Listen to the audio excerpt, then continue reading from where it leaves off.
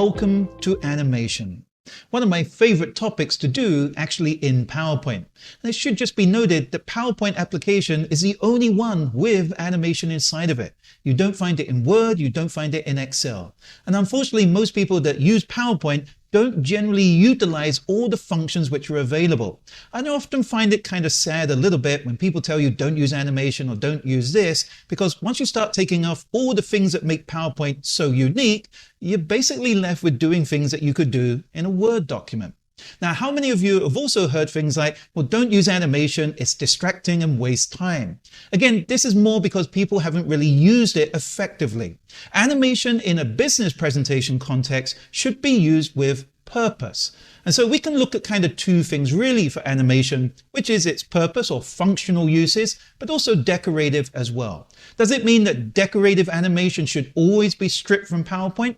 No. It does serve its purpose as well. And I would argue and contend that in virtual presentations, to maintain some level of engagement or attention with your audiences, some of that animation can be quite useful. So what purposes or what functional uses could we do with animation?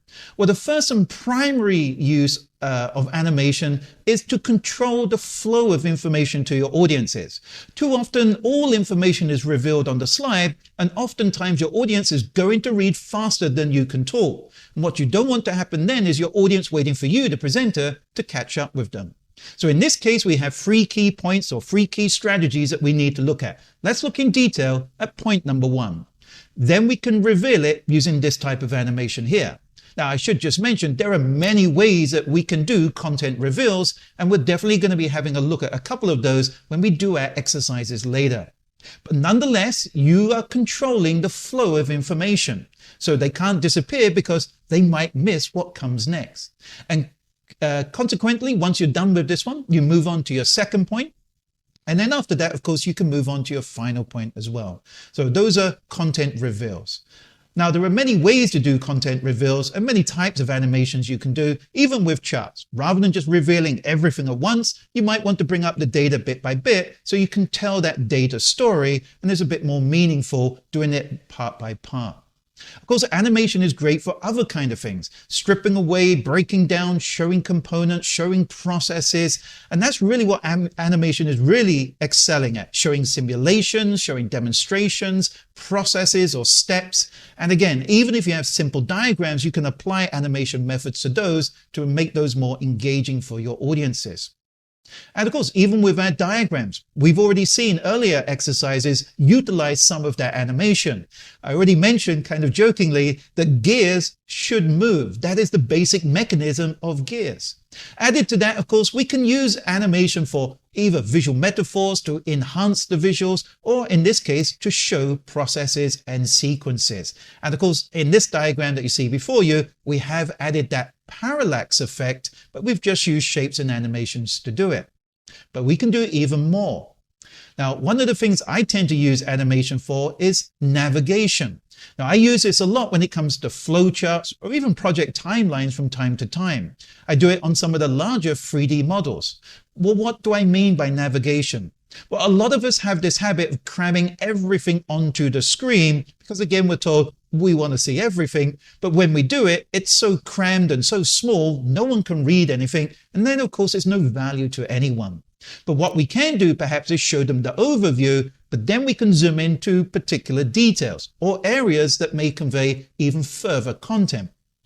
So in this case, we use these kind of zooming effects, grow shrink effects, or more likely we just use Morph, and we can navigate our way around the diagrams or flowcharts or diagrams to reveal this content. And if need to, we can zoom back out to show the overview. So I love doing things like this, and it's much more engaging for the audience. And rather than cramming everything onto the same slide, it just makes it a little bit cleaner and neater, revealing that content. Now, the last bit I should just mention before I show you a few demonstrations on actually how to use animation is to discuss the 3 types of motion which is available to you when you construct your slides. And the 3 are here. There is Morph, there is Export to GIF, and there is traditional PowerPoint animation. Each of them have their distinct advantages and disadvantages, and we will use a combination of all of these when we construct our exercises later on. So let's just have a quick look at these in a little bit of detail. Now, Morph essentially is not animation, but it does the animation for you. Morph is simply a transition effect, how to go from one slide to the other. But what is useful about Morph is we can rearrange our objects on a second or third slide, and it will show the movement of those objects. So Morph is very quick and easy, and for those of you that don't like to do lots of animation, Morph might be a very good alternative. Now, when we talk about GIF, GIF in itself is not animation. It's just a file format. But we can use animation and Morph, put it all together, and then export it to a GIF file. Now, the problem with GIF is it is a very large file format. And if you save it in lower resolution, the quality of that animation will become apparent and very blocky inside of there. The advantages of GIF, and the reason why I use it, is because I can modify the size very quickly and sort of create custom animation libraries in addition to it. And again, I'll show you examples of GIF versus traditional animation and the pros and cons in just a second. Now, of course, then we do have traditional PowerPoint animation. Many of you will be familiar with it because I'm sure all of you have used fly in, fade, and those similar effects. But of course, if you really want to learn animation, you've got to get to grips with motion paths. And in itself, it's not that difficult. But what many of you will find, the complexity comes with sequencing animation and doing all the minor changes and nuances that have to come as a result of that. So, as I said, before we get into any of the demos, one other little tip I would advise you is try to build up an animation library. I personally do this for myself and sometimes when I go and do it with clients. For example, if I go into IT industries, I guarantee you at some point I'm going to be using a Wi-Fi signal. And rather than redrawing it and reanimating it every single time, I already have a PowerPoint animation on standby. So the most I might need to do is just change the size or maybe even change the color. So having animation libraries and GIF libraries will definitely help cut down the work and just makes it a bit more productive at the end of the day. Now, let's show you a few demos on how to do animation. And let me show you the 3 different ways of doing it. So before we begin any of our animation exercises, if you're not familiar with animation, allow me to go through a few quick demonstrations on really what to expect by using Morph and GIF, and of course things like traditional PowerPoint animation, such as motion paths. So there are a couple of guidelines and things I'd like you to be aware of as we apply the animation later on. So let's start first of all looking at motion paths. So let me click this shape first and go to my Animations tab, and I'm just going to click open the animation pane to begin with. Now, I'm not going to touch on things like entrance effects because I think we're all pretty familiar with these kind of things. They're pretty straightforward and simple. But if you really want to do any detailed animation or sequences, you really have to master motion paths. And there's 2 basic rules I just want to cover if you're going to use them. So let me just click on this shape here. I'll go to Add Animation and go down to motion paths. Now, the good news is 99% of the time, you'll only ever need motion path lines. Maybe the other 1% are custom paths. So when I click motion path lines, just remember there are 3 defaults that come with it. One of those you can probably see already. It has a default direction, which is going down. It has a default length. And the third default it has will only be revealed if I click into the animation box, and that is smooth start and smooth end. What that simply means is it kind of has inertia where it slowly builds up speed, move constantly, then begins to slow down. Now, this is very dependent on what it is you want to animate or bring to life in terms of motion. Some may have some slowing down or speeding up at the beginning, but for a lot of the things that we tend to do, I actually tend to get rid of it. I will nuance it from time to time, but the majority of things that you guys would do would tend to move at a constant speed. So since I'm here, let me just reduce smooth start and smooth end to 0. I don't need those. Okay, let us get back to the motion path.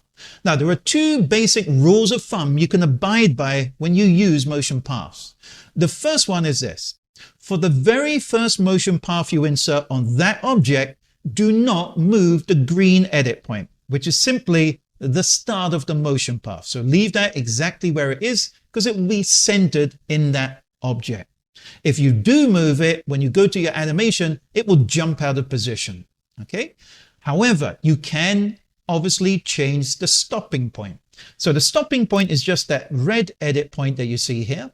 And if you want to move it, just hover your cursor over the red edit point and you'll see those two white arrow heads. Once you see those, that gives you the ability to move it any length and any direction, just holding down the left mouse button.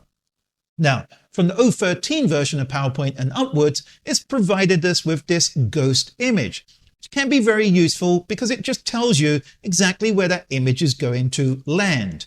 Now, it's useful if you're doing it once or twice. From experience, I can tell you, if you move that object 57 times, having 56 ghost images on the screen gets a little bit cluttered and confusing. So let's just move it to point B. And that's it. That's the very first motion path. If we just want to preview, I'll just click from the animation pane. And that's the first movement done. So what if we now want to go from point B to point C? Well, to do that, we need to add in a second motion path. So let's go ahead and do that. I'll go to Add Animation, scroll down to Motion Paths, and I'll select Motion Path Lines. Now, again, just take note of those defaults. It will start from the object. So that motion path has not started here. It's actually started again on the object, has the default length and default direction, and smooth start, smooth end is still there as well. So second little rule of thumb to remember. For the second motion path on that object, it has to start where the last one stopped, meaning to say that we will move the starting point for the motion path to point B. For obvious reasons, that object has started from point A, it's now at point B, and if we want to get to point C, we have to start from here.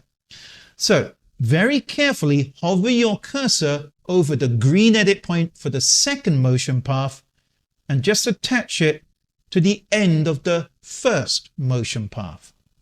And then of course we're free to move that around anywhere we want by moving the end point for the second motion path, and we'll just put it to point B. So for those of you that are new to animation, this kind of very simple concept is one that sort of throws people off. But this is ultimately what that whole sequence of motion paths will look like, just like this. So we start from point A to point B, and from point B to point C. On slideshow, what would it look like? So we click the button first, and that will take us from point A to point B. We click the button again, and it will nicely go from point B to point C. So just remember those two rules of thumb when you're applying motion paths. And you'll generally find no matter how complicated my animation sequences will look like, they still have to follow those two basic rules of thumb. And that's really it for motion paths. Let's have a look at the next type of motion or movement.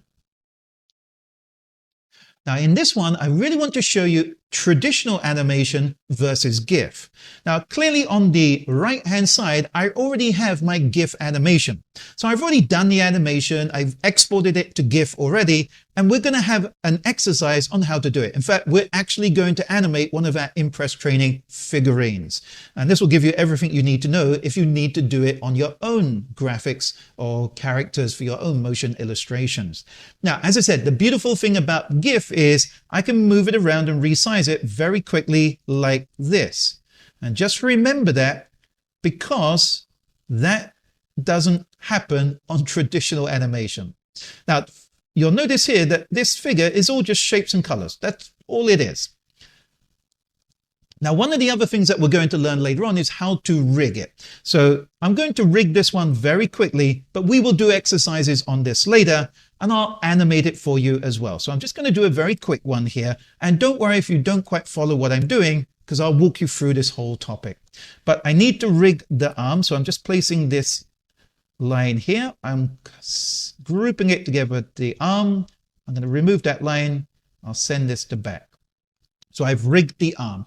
Why? Because I need to change the center point, all of which will be explained when we get to those topics. Now, I do need to animate it. So I'll go to Animations. I'll go to Animation Pane, and I'm just going to add in a very simple kind of spin animation. And you can see my arm is kind of doing that kind of 360-degree spin. If I need to modify that animation, maybe that arm movement is way too much. So I'll just go to amount and change it. Maybe I'll just change it to maybe 40 degrees. Maybe I'll change it to counterclockwise or to reverse, timing, with previous, until slide, and then maybe fast. So I'm just doing these changes very quickly so you can see what's going on. Now, if you want to see it in slideshow, so that's what the arm now looks like. So I've done all the animation and changes for it. And it kind of looks similar to what we can achieve in GIF, but here is the problem with animation. Now that I've set the size and the animation, if I wanted to make my character bigger, well, you'll see the problems now. So now if I want to make the character bigger, it doesn't really look too nice. So all the shapes have come out of it. Now, you may think, well, why don't you just group it? Well, if I group it, well, the character is all grouped up, but now I've lost my animation, which means I then have to resize it, ungroup it, and redo the animation from scratch. So this is why I prefer sometimes to export it to GIF, which then allows me to easily resize it without losing the animation. It's not suitable for every kind of context, but it does provide some great workarounds for some of the scenes or elements that I need to create there. So that's one advantage, obviously, of using GIF. And of course, as for the rigging and exporting to GIF, and for the full animations for this character, we will definitely do that in one of our exercises, which is coming up. Okay, there's one more type of motion I want to share with you. So the last one I want to share with you is really just Morph.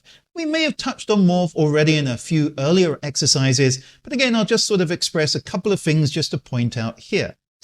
For example, I need to bring up my thumbnails really in order to use Morph. And remember, Morph is just a transition effect. So it's how one object on one slide, and then we can move it to a different position on the second or other slides, and Morph will just show that kind of transition or movement. As a quick example, I'll just duplicate this slide. I'll move this triangle down, I'll move that circle up and over here, and I'll just rotate this square and make it smaller and pop it here. Simple as that. And all I need to do then is go to transitions and go to Morph. And we can see that movement just like that.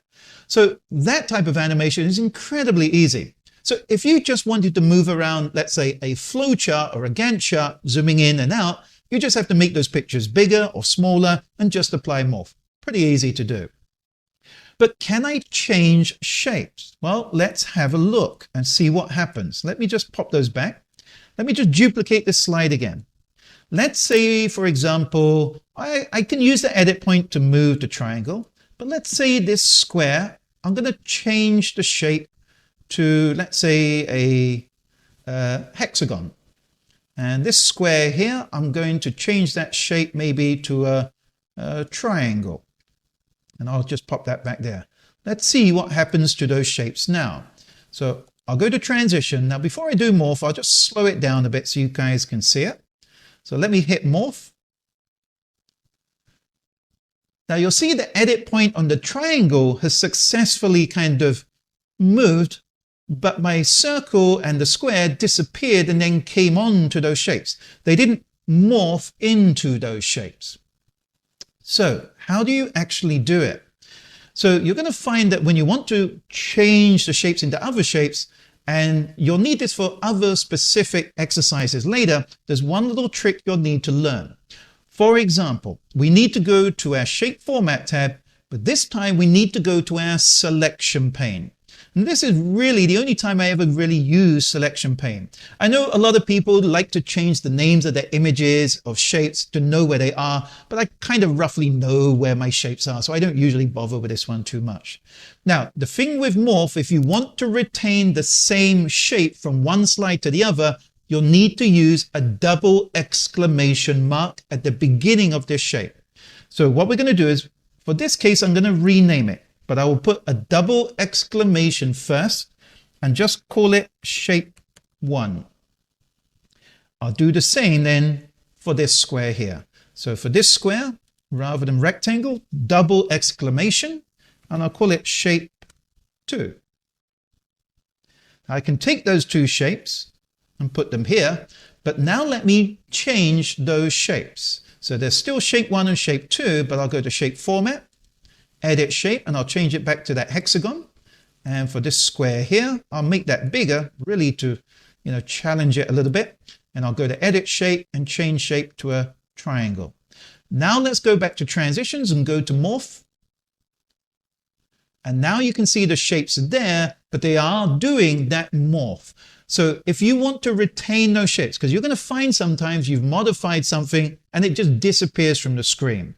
And so it could mean that you have to put those double exclamation marks at the beginning of your shapes. And in more complex kind of motion graphic illustrations that I tend to do, I will tend to use a lot of the double exclamation marks. Now, as I said, we will use these in exercises which are coming up. And having mentioned that, then let's get to some of those exercises and let's get into the world of animation.